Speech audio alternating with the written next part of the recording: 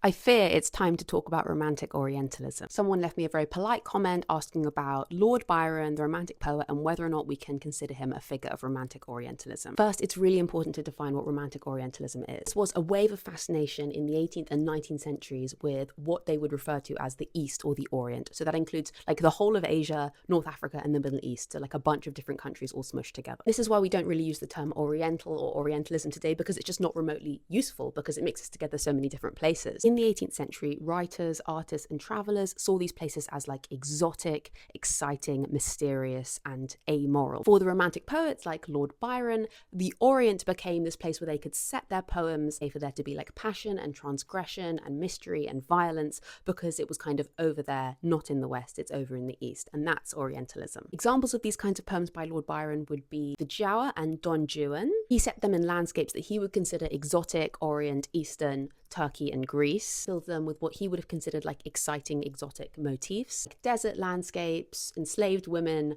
harems, violent villains, and one of them is even a vampire. Now, was Lordy B an Orientalist?